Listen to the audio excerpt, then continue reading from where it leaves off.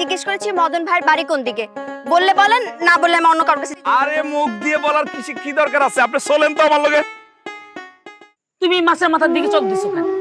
আগে দুইটা মাথা ফ্রিজের মধ্যে আসিল, এটা রান্না করছি, আমার দুই ছেলে মেয়ের পাঠাই দিছি। আমার কোনো সমস্যা নাই তো, ডাল দিয়ে আমি 3-4 প্লেট খাতে পারি।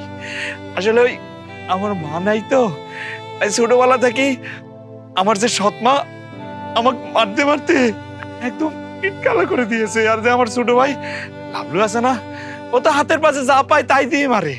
লাঠি পালে লাঠি দিয়ে মারতে মারতে লাঠি না ভাঙা পর্যন্ত আমাকে মারতেই থাকে। ওই যে আমার ছোট বোন আছে না, সাবিনা, ও আমাকে গরম পানি ঢালে দেয়। গরম পানি ঢাললে নাকি ও শান্তি পায়।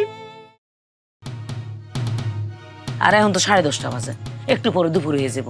সকাল আর দুপুর দুইটা মিলাইয়া এক লগে খাস। তোর আব্বু আইব, তোর কুয়ারা করে খাইস। যা। কিবা করি আমার খাবারের দিক চাই রয়েছে।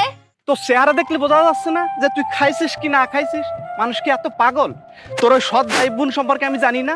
কালকে যেভাবে আমি তোমাকে জোর করে জড়িয়ে ধরেছিলাম, তুমি পারবে আমাকে জড়িয়ে ধরতে? ওই মার খাওয়ার পরে লজ্জায় না মাঠে আসিনি।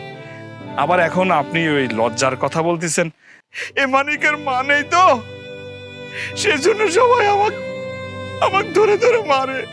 ওই দেখ, ওই রবিনও চলে গেল, আপনও চলে গেল, আর আমার মা আমার এমন ডাকতেছে যে আমি দাঁড়ায় থাকতে পারতেছি না। কিন্তু তোরা তো কেউ ডাকলো না রে। আমাকে আর কিডা ডাকবি? মানিকের তো আর মা নেই রে।